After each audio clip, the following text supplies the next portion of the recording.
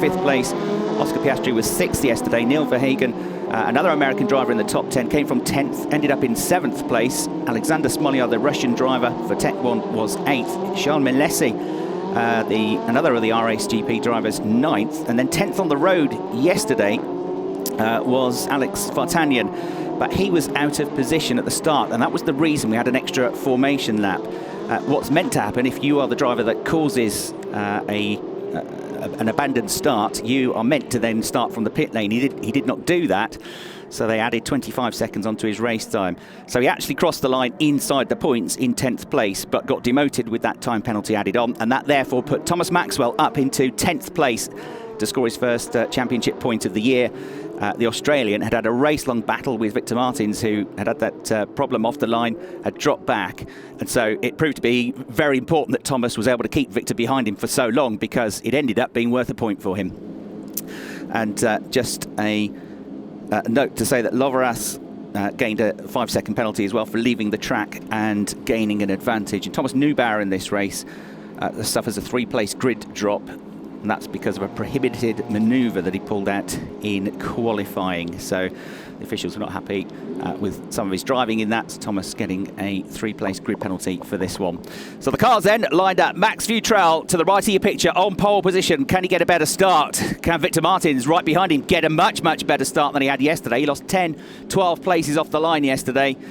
And if he get his first victory in the Eurocup from second on the grid, we're about to find out. Chris Hartley trackside as the Formula Renault Eurocup gets underway for you here at Paul Ricard. Much better starts for both of the men I talked about this time. So it is going to be Max Futrell from pole position that leads you in second. It's a squabble there for 3rd place. Martins, I think, just about got there, but he got Christian Lundgaard hovering in his mirrors as well, and it looked like a pretty decent start. I think it was Logan Sargeant that was harassing and haranguing them as well as they make their way through the first chicane at turns 1 and 2 with no problems, down towards 4th gear corner in this section now, 4th and 2nd gear corners as they turn back on themselves in the background. You can see the long straight in the background. You can see one car running off wide there and regaining. It's one of the AVF cars, but it's Futrell.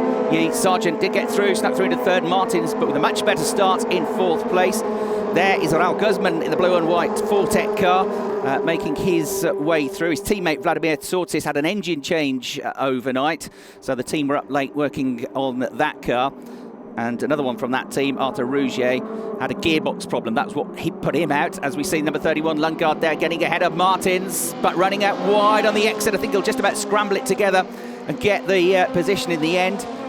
And then also running out a little bit wide was Alicia Martinez, who had a pretty strong race yesterday in the number 53 AVF car. The Adrian Valles Run squad. Look at this side-by-side again. Lundgaard, having got his nose in front up the straight, makes it stick on the way into Sanyas and holds on to the position, but a great scrap developing between him and Martins here. You had the sense that yesterday was a bit of a dress rehearsal. First time out, everybody wanting to impress, but also bring the cars home.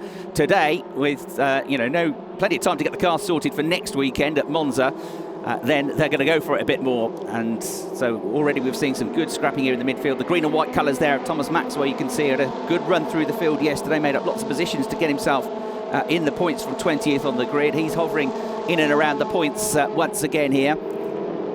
Piastri with a long line of cars behind him. Piastri in the red, white and blue number 41 machine with quite a few cars breathing down his neck, but he hadn't dealt with this very well yesterday. You can see the Red Bull liveried car there of Neil Verhagen running alongside the number 3 machine, the red, black and white Jean Melesi car to try and gain a place. Is Verhagen going to get through? We'll see. Meanwhile, we've got Piastri coming. Is that Piastri coming under fire there? It's one of the Tech 1 cars. Frank Bird, and Frank Bird, the teammates for that scheme. Bird making up good ground yesterday as Neil Verhagen gets it alongside once again. He's on the outside line this time, but can the Red Bull Junior be brave? He can. Around the outside he goes. He's got the inside line for the left-hander to come.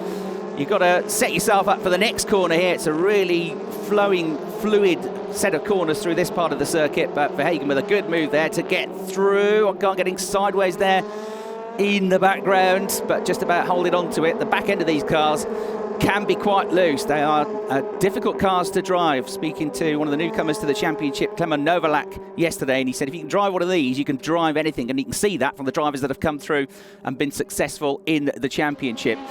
Richard Verschoor is onto the tail of Oscar Piastri still, but wasn't able to find a way through there. And this is the purple and white Axel Matthews car, the Mexican driver, coming under fire from Frank Bird, the young British driver in his first weekend of Formula Renault Eurocup, having started his car racing career in Ginettas in the Ginetta Junior Championship. This is Thomas Maxwell running side by side with Richard Verschoor here, almost touching wheels, the pair of them. Maxwell's got the outside line, Verschoor's got the inside line. Verschoor gets there first, and then he'll have to scramble across to make sure he's got the line for the exit. He does so, and the Dutch driver getting through, looking for his first points of the season. It's all getting tight just behind as well.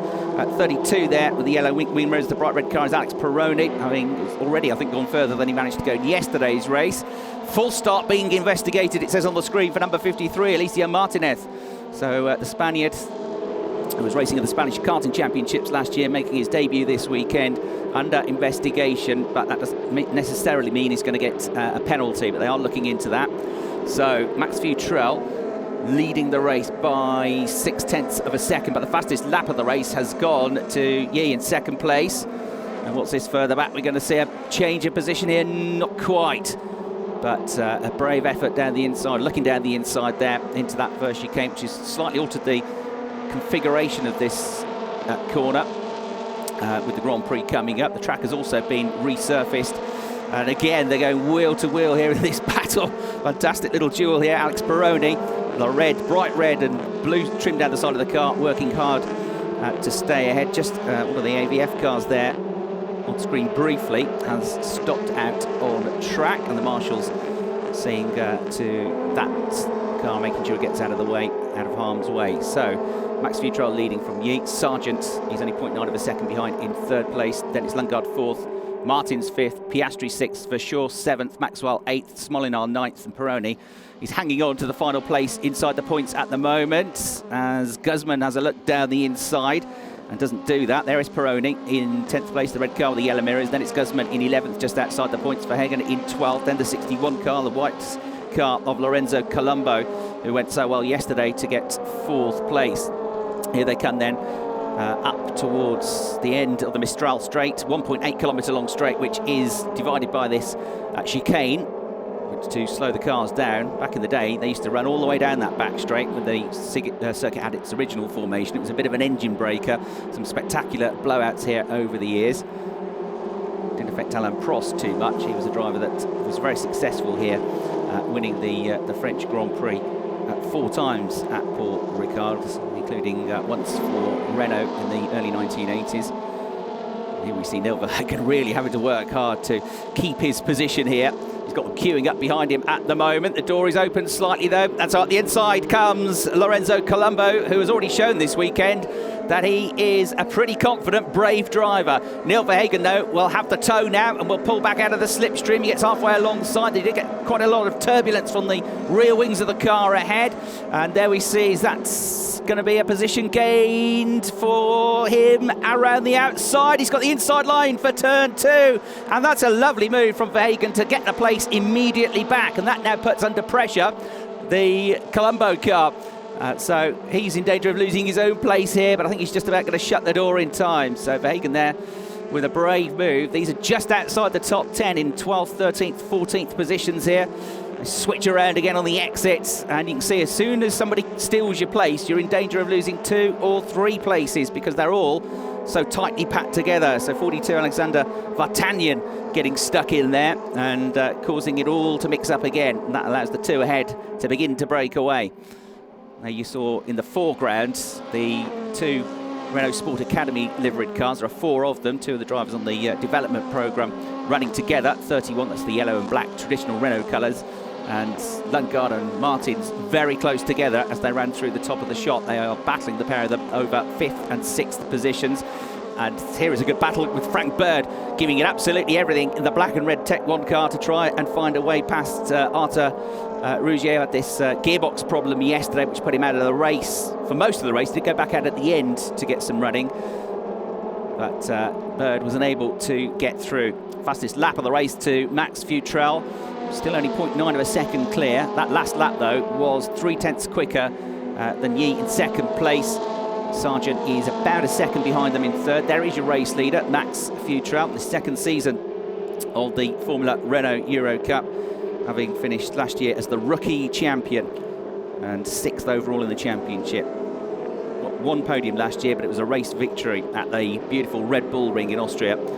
5 fourth place finishes, competing with the Tech 1 racing team. So he leads on that lap, though, ever so slightly quicker, and I mean very fractionally, 13 thousandths quicker was Yi. So the gap comes down minutely between the top 2. So Max Futrell still being made to work hard here. Look at this, more action going on further down towards the chicanes.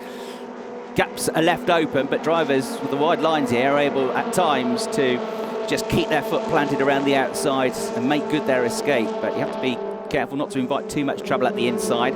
No gravel traps here. We have this huge runoff areas that we get around the circuit. The stripes, as you see, change of position there and losing a place there.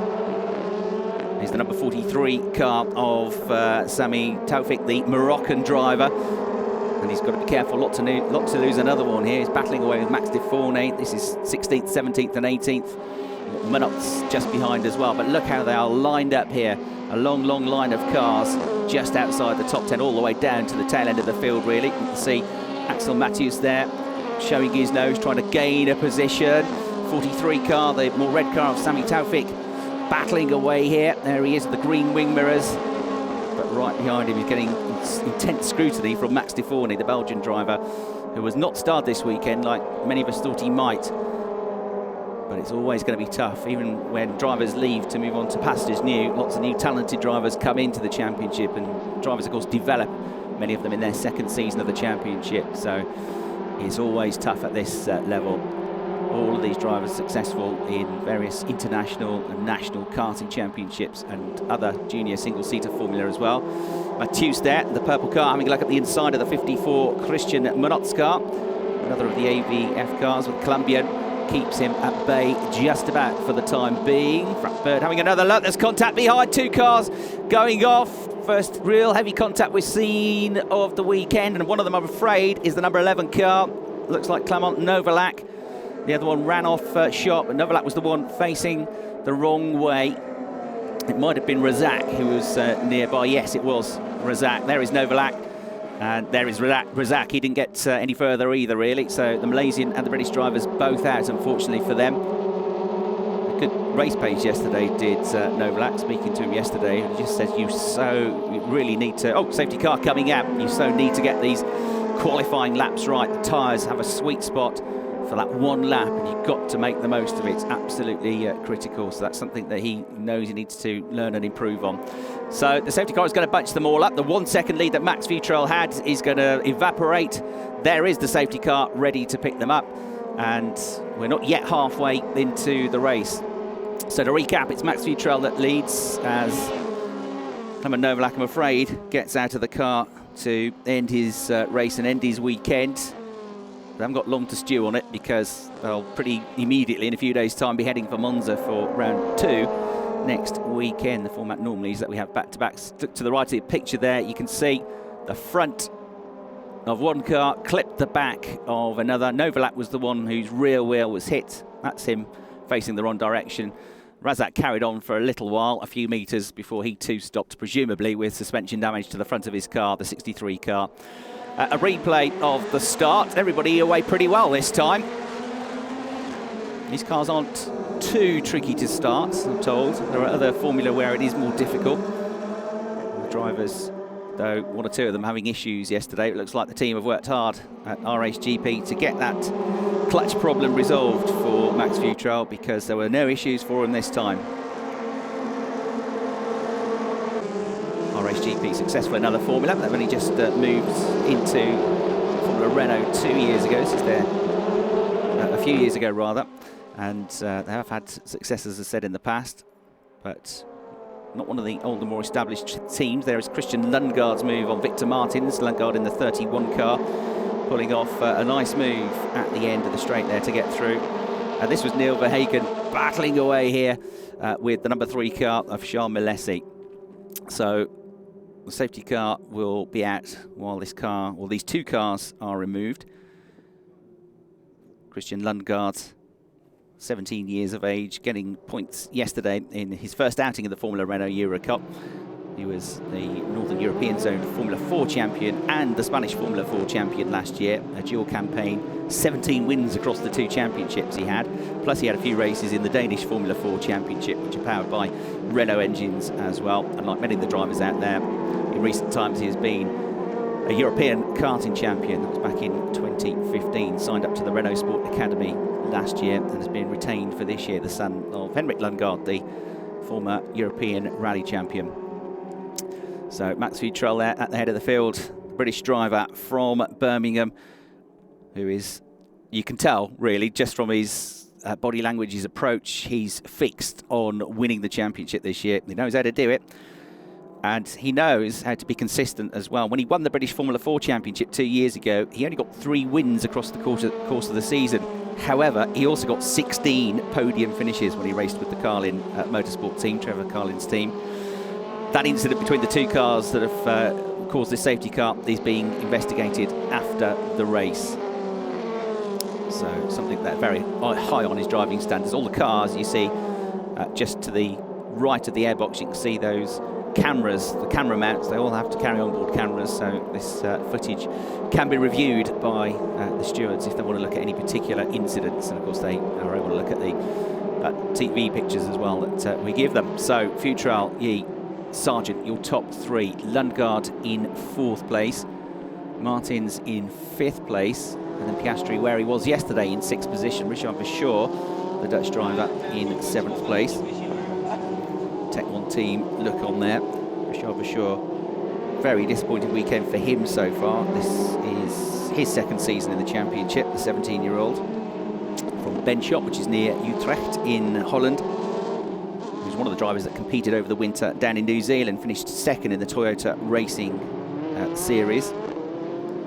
He was 9th in the Renault Eurocup, 1 podium finish in the last round, the last event of the season at Barcelona, which is also the last round of the season in 2018, competing with the MP Motorsport team last year, but has moved across to the very successful Joseph Kaufmann team for this year, the German-based squad, who were founded back in the early 1980s, very successful in Formula 3, in the German Formula 3 championship. They won the driver's title in its first season in the Formula Renault German championship all the way back in 1991.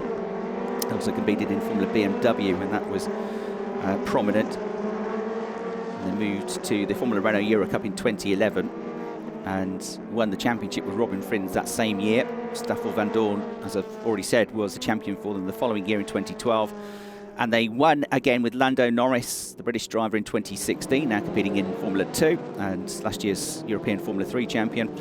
And they won again last year with Sasha Van Astres, who's moving up to Formula 3 this year. So in 7 years, they've won the championship 4 times, Joseph Kaufmann Racing.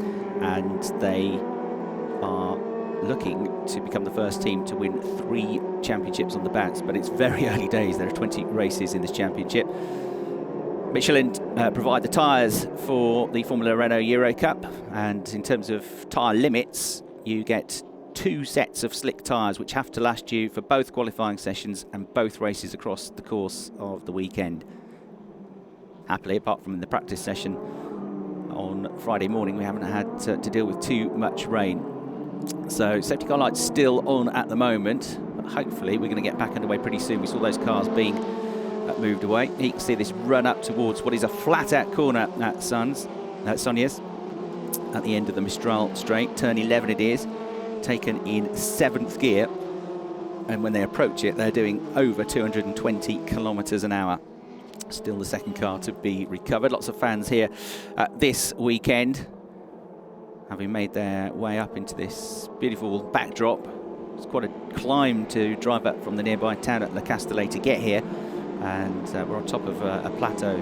However, it's a very flat circuit. The undulation change in the track from its lowest point to its highest is only 33 metres. It's only really that climb up towards the end of the Mistral straight where you see any real undulation. So it's a very flat circuit. It makes it quite difficult for some of the drivers to be able to pick their reference points, especially with all these stripes all around the circuit. It has something like 167 different circuit configurations here. When it was redeveloped in its current state, because this is quite different to the original format, the original layout of the circuit. It was exclusively for a number of years just used as a test track. And lots of modern facilities, got an airstrip nearby, has mild weather in the winter, has a sprinkler system so they can deliberately make the track wet if teams so require it. And the shortest configuration of the circuit is just 0.8 kilometres long. The longest configuration is getting on, as we said, for 6 kilometres. So a respite for the teams, been a good 6-7 minutes now behind the safety car. It's going to be another lap. I think at the end of this one we'll be ready to get going again. But if Max Futrell can take the race victory here, he would move up into the championship lead. 25 points for the race win. He picked up 18 for second, so that will give him 43 points. Logan Sargeant, yesterday's winner, he's only third at the moment, so that would give him 15 points, and he'd be on 40 points in second place. And Yi, they go very slowly behind the pace car now, getting ready to restart. Yi had a third yesterday, second at the moment, so that would be 33 points. And third place, I reckon. And Christian Lundgaard having a good solid start to his campaign as well. Fourth at the moment, fifth in yesterday's race. Not everybody has made it through. We have lost Xavier Loveras, you saw there, and he was the driver that dropped out very early on in the race. And Novalak and Razak, of course, coming together to bring out this safety car period. Okay, I think the drivers have got word that potentially we're going to be getting back underway shortly. We've got Futrell and Yi with the safety car. Everybody else is 100 miles away at the moment, all having to play catch-up. You can see them trying to keep the heat in the tyres here so that they approach turn one on the restart, confident that the car is going to stick and the grip is going to be there. These tyres do last well throughout the course of the race, and in qualifying we were seeing that they lasted pretty well as well. Now, an issue, I'm afraid, for Logan Sargeant. He has pulled off the circuit, and maybe this is the reason that we had that big gap back. Maybe the others were hanging fire, waiting to see what happened with him, rather than risking the wrath of the officials by overtaking him behind the safety car. Because he was, of course, running in third place. So he stopped out at turn 5. So that's the right-hander, the far end of the circuit. And Logan Sargeant, having had a wonderful day yesterday and a terrific drive, has an issue with the car, which has stopped out on track. And so that promotes up to third place and onto the podium. Christian Lundgaard looking for a podium in his first weekend of the Formula Renault Eurocup. Victor Martins is promoted to 4th, Piastri to 5th, Verschoor up to 6th, Smoliar 7th, Maxwell up to 8th, having another strong run here. Maxwell is up for the driver that's picked up the most positions over the course of the weekend so far, I would say. And then Peroni in 9th place, Guzman in 10th are the others in the points. So Neil Verhagen, if he can get one more place, can get himself into the points now. He's in 11th place, Milesi in 12th, Vartanyan in 13th, Colombo is 14th, to Fournet in 15th place. Still 24 cars running in the race, but real heartbreak for Logan Sargeant. And that is the cruelty of motorsport, isn't it? Unfortunately, with so many variables, so many things that can go wrong, despite the meticulous preparation of the teams, there are more things that can go wrong than can go right. It makes the good days ecstatic. But as racing drivers, as drivers that have been in many cases doing this since they were 6, 7, 8 years of age in karts, they know that you have to cope with the disappointment, you have to put it behind you. Everybody probably, statistically, is going to have a bad race or two somewhere along the season. You just don't really want it to be this early on, because you know then you're on the back foot and you have to try and play catch-up. So that race victory yesterday and no points today, I'm afraid. But Logan Sargeant has proven, not just this weekend, but over the course of the winter testing, what a serious competitor he can be. Max Futrell was asked after the race yesterday, do you see Logan Sargeant as one of your rivals for the championship this year? And he just smiled and said, well, I think that result, that win, has probably just answered the question for you. They used to be teammates when they were karting. So, that real heartbreak. That's Clement Novalak, you saw just walking back to the pit wall, one of the drivers involved in that incident that brought out the safety car. So we've lost 4 now, Sargeant, Razak, Novalak and Loveras. And that brought about a bit of extra safety car running.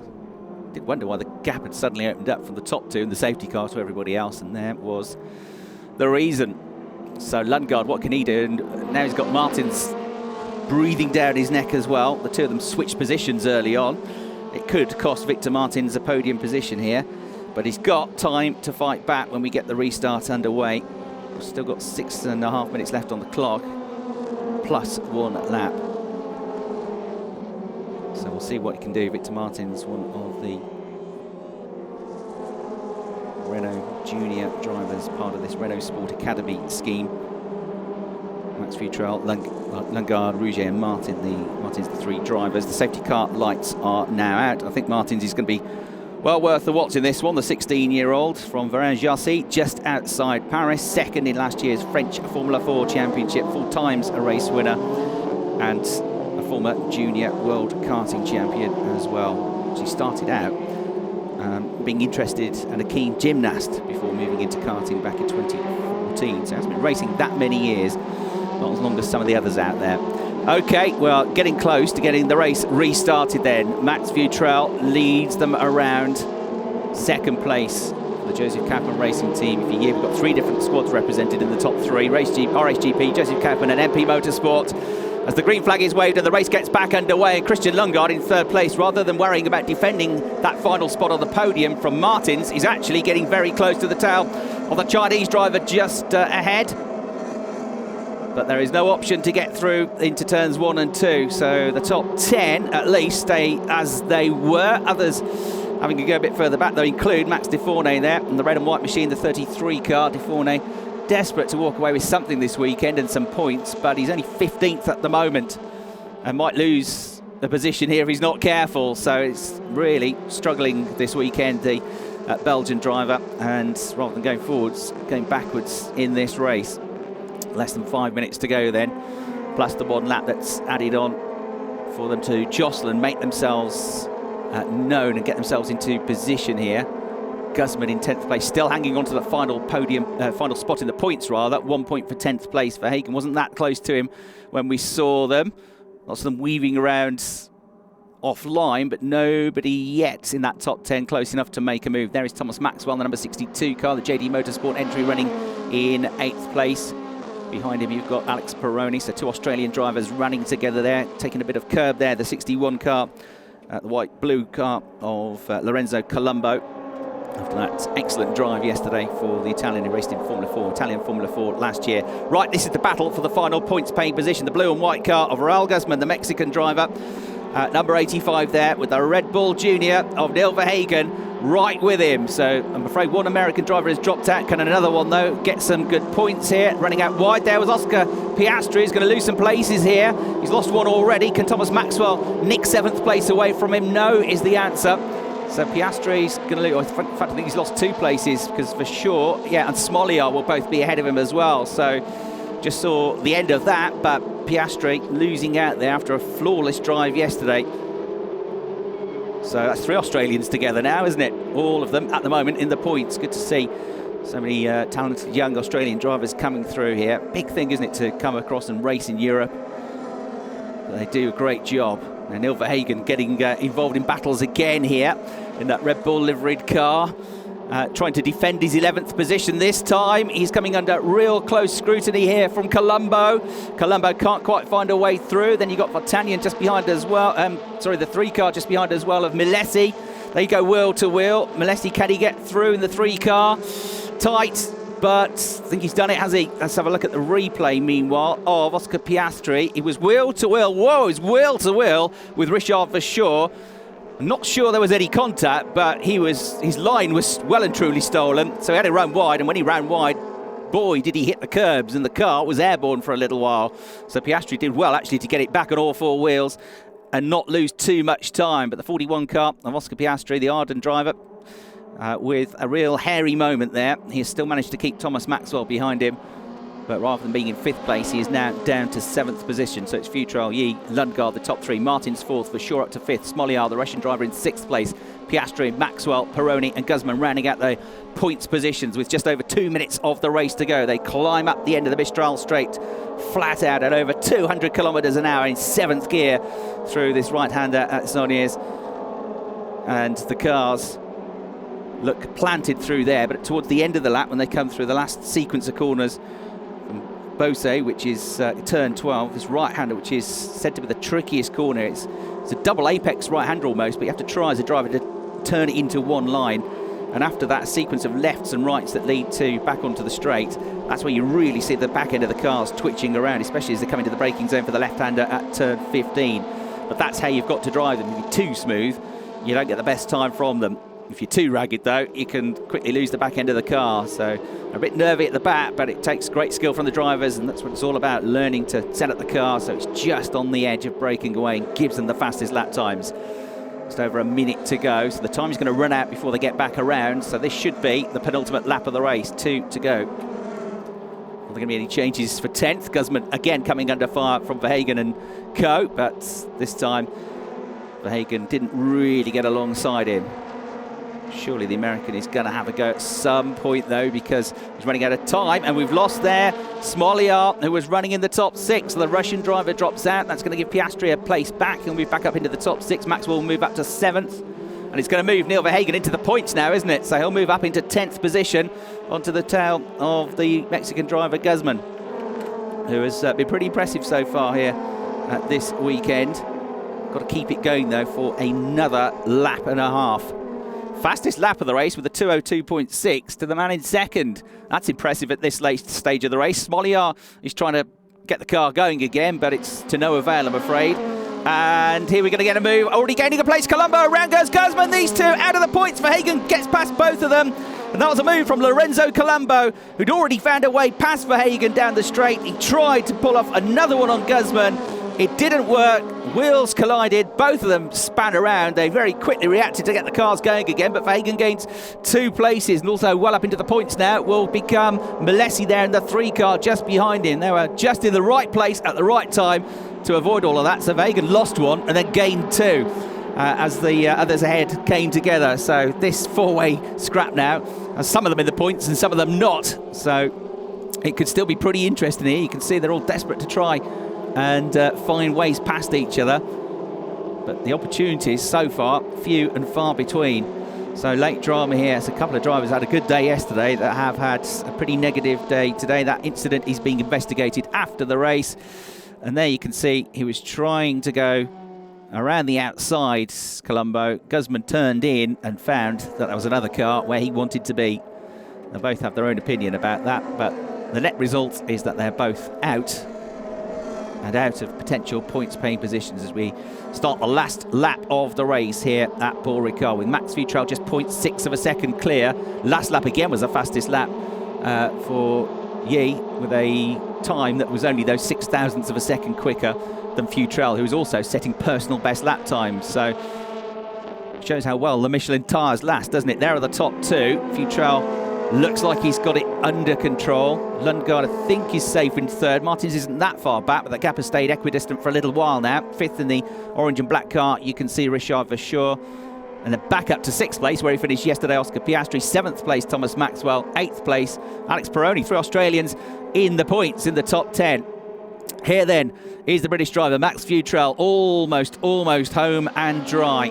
He's been pretty flawless this weekend, apart from that issue with the car off the line. 2 pole positions, a 2nd place finish, and if the car gets him to the line and there are no issues, he will be a race winner for the first time this season to take his 2nd Formula Renault Eurocup victory, his first of the 2018 campaign. And of course he's going to move into the championship lead, and he's going to move into a healthier championship lead than anticipated after the retirement of Logan Sargeant. So Yi, with a 2nd and a 3rd, will move up into the points. Frank Bird losing a place to the new-engined Vladimir Tsiotsis car there, the 84 machine. These 2 drivers outside the points in 18th and 19th positions. Tsiotsis runs wide, Frank Bird gets him back. So Bird, with some good driving, overtook quite a few cars to work his way up the order yesterday without getting any points. So a bright future hopefully ahead for him. But the flag is readied, it comes out, And Max Futrell is a race winner here at Paul Ricard. He takes victory in round 2 of the Formula Renault Eurocup. Second place to Yiffy, then Christian Lundgaard with his first podium in third place. Victor Martins with a much happier day today comes home in fourth. Oscar Piastri, Richard Verschoor comes home in fifth. Oscar Piastri in sixth place. Thomas Maxwell is seventh. Alex Peroni in the points in eighth. Neil Verhagen in ninth place. Verhagen with a good solid weekend. Max de Forney got through at the end to pick up the final point. So de Forney came through to 10th. Vartanian was 11th, and Milesi dropped back somewhere to 12th place on that last lap of the race. Taufik was 13th, Munoz was 14th, Rougier was 15th, Matus was 16th, and then Neubauer in 17th, Martinez 18th, Bird 19th, Shortis 20th, 21st for Colombo, 22nd for Guzman. Those two, of course, dropping out with a lap and a bit to go. And Smoliar dropped out, unfortunately for him, from what was looking like a good, strong points finish, and retirements as well for Sargeant behind the safety car with a technical issue. Razak and Novalak came together, and Loveras was out in the early part of the race as well. So a good battle there throughout the field. Max Futrell, though, controlling things, and he'll be a much happier bunny today. As I said, he was gutted yesterday. Why was he gutted? He was second. Well, he was on pole position, and when you get pole position, you only have one thing on your mind. You know, it's not so bad to drop from third on the grid to fourth or fourth to fifth, but when you're on pole, you can almost taste the victory. So that was why he was so disappointed. But he'll be happy now, and he wins by half a second, of course. It could have been more than that, but the safety car bunched everybody up together for quite a few laps in the middle of the race. Fastest lap going to Yiffy, who is definitely going to be a contender this year, a 2:02.5 today, meaning that we were just about 0.3 of a second quicker than yesterday's fastest lap time with the warmer conditions that we have. And there, the drivers from 11th to 20th finishing, unfortunately for them, just outside the points. But all of them having gained valuable experience this weekend, particularly those newcomers, those rookies. And for those that have had a bad day, as I say, at least they haven't got long to sort of dwell upon it, because they'll have to get themselves back up and ready for races 3 and 4 in the championship, which take us to the super fast Monza circuit next time out. There was an official test here at Paul Ricard. It's one of the circuits where they've been testing during the course of the winter.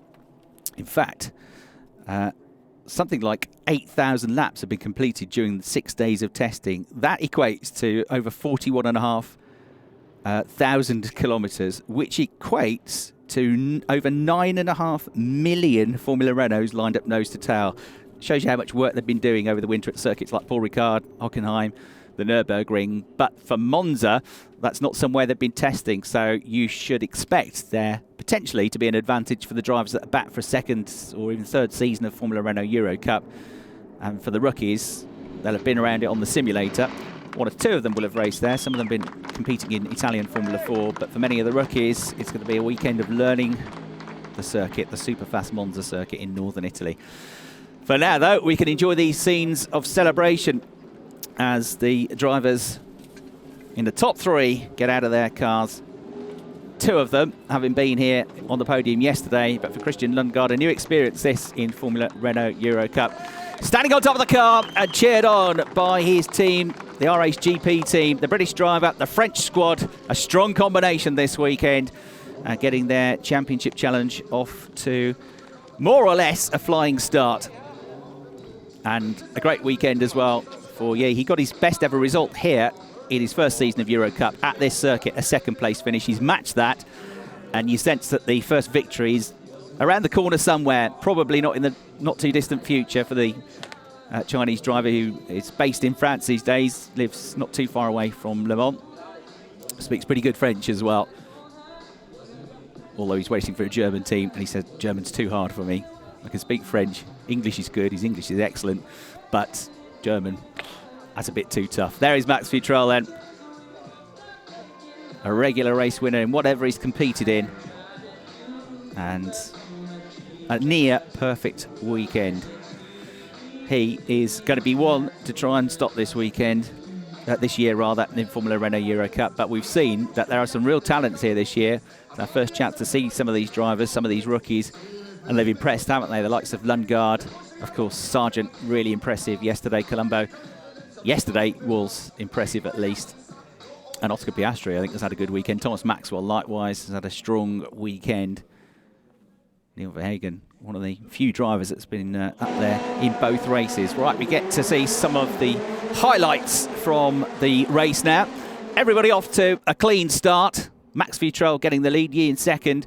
It was a tight scramble for third. Logan Sargeant was coming under fire from Christian Lundgaard and Victor Martins, but in the early stages managed to fend them off and get that third place. There were lots of squabbles mid-pack as they worked their way through the first couple of laps of the race, but no real dramas. It was a good standard of driving. This was an important move. Christian Lundgaard here getting through of Victor Martins with Oscar Piastri just behind. It ended up being worth a podium finish, that, once we lost Logan Sargeant. There was Neil Verhagen, who was getting stuck in. He had a race-long battle, really, with Charles Milesi. We lost there Xavier Lovaras early on, unfortunately for him. He was quickly back to the pits. And then Neil Verhagen here working to try and attack Guzman for a place in the points, but also trying to fend off Colombo, who got through on him a couple of times in the race. They swapped positions several times, these two. And Colombo, as we saw, had more drama towards the end of the race, just after he got past Verhagen with a lap and a half to go. So it was all fairly settled inside the top 10. One driver on the move was Max de Fournet, who had a good run there to eventually get himself up into the points in the 33 car. He was battling away strongly. That was him having a close scrap with Sami Taufik, the Moroccan driver. And that was the incident that brought out the safety car then, when unfortunately Najir Razak, the Malaysian driver, and the British driver Clement Novalak came together, both of them out of the race. It brought out the safety car, and then after a few laps behind the safety car, the top two stayed with the safety car because the third place car had stopped out on track and held everybody else up, and that third place car was yesterday's winner, Logan Sargeant. Real heartbreak for the American driver. On the restart, it was a very strong restart for Max Futrell, who never looked in doubt for him, did it really? Everybody in the top 10 looked to be solid. There was still a scrap going on at the tail end of the top 10, with Max de Fournet going up, then down, and up in the air went Oscar Piastri, who at the time lost a couple of places. He dropped from 5th down to 7th, just about scrambled it back on track to fend off the Australian driver, Thomas Maxwell, and then unfortunately we lost the Russian driver Smolyar out of the top 6. And then this coming together just inside the points with Guzman and Colombo coming together, pirouetting around rather gracefully, but losing places and promoting others up into the top 10. It was the race victory, though, for Max Futrell, a much-needed one after the disappointment of yesterday, and he cruised across the line to take the victory by just over half a second from Yifei Ye. Well, pleased to say we are about to hear from Max Futrell, your race winner, who is speaking to Guillaume Renard from Renault. Here he is now.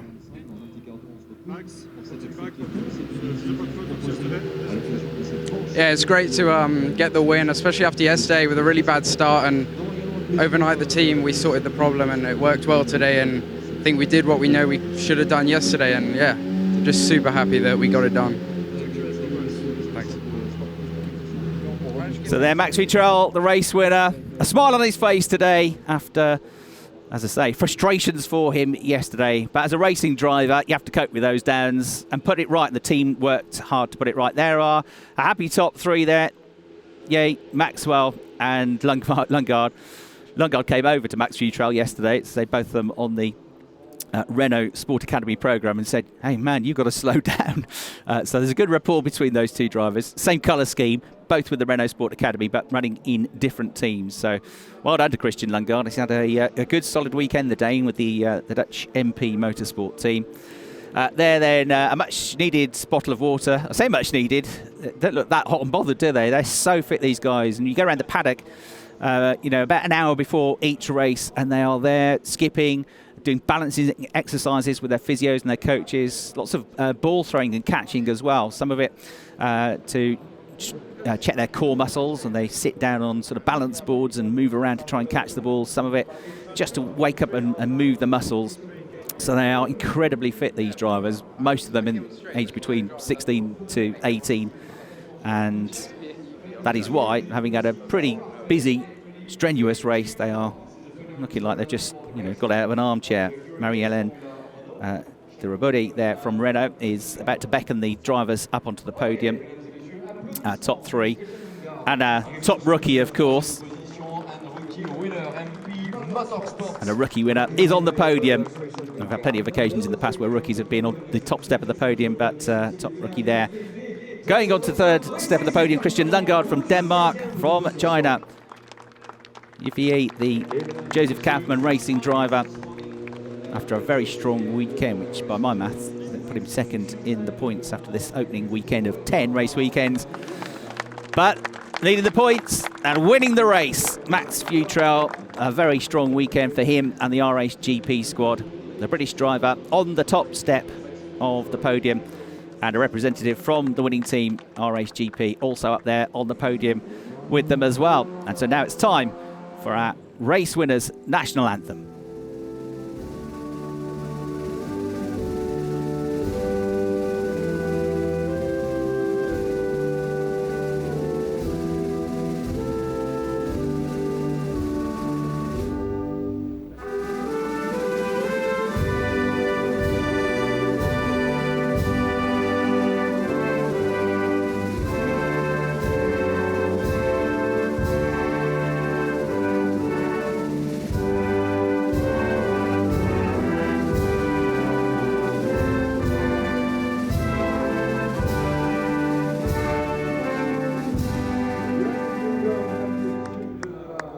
The applause for our top three drivers there. Max Futrell would like to become, at the end of the season, the third British driver to win the Formula Renault Eurocup in 4 years. Sacha Fenastres from France, of course, winning last year, but in 2016 it was Lando Norris, and in 2015 Jack Aitken.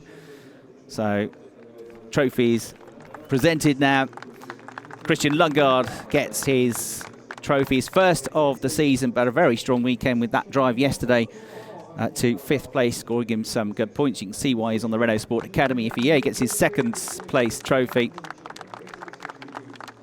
And handshakes all around. And of course we've got the winning team's trophy and the winner's driver's trophy to be presented. And here it is.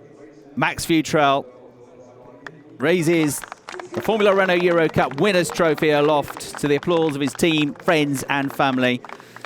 A great start to the day, an early finish for them as well now, but just as well because, especially for the teams, they've got a lot of work to do now to get the cars ready and transported across for next weekend's race. Rookie trophy going to Christian Lundgaard, so two for the price of one. And the team's trophy to the R-Ace GP team, who will be incredibly pleased with the way their charge has driven today. So happy scenes here at Paul Ricard. So we go to Monza next weekend. And then it's Silverstone on the 18th, 19th and 20th of May. 2 weeks after that, one they're all looking forward to, the Monte Carlo and the Monaco Grand Prix weekend before Red Bull Ring and Spielberg in Austria. Fantastic circuit in its own right, and another of the Grand Prix circuits that are on the Renault Euro calendar round out the first half of the season. Champagne spray then for our drivers. They'll enjoy the celebrations. They'll enjoy the taste of the champagne, even though it's quite early in the day. But they'll already be focusing on the next adventure and races 3 and 4 of the championship. We hope you've enjoyed our coverage here from Paul Ricard. Here are a few highlights from what's been a fabulous opener and an intriguing weekend of driving from me, Chris Hartley, and the team. We hope you've enjoyed it watching, and we hope to see you again in a week's time at Monza. We leave you with some highlights then of today's race. Thanks from everybody, from me, Chris Hartley, and the team. It's goodbye for now.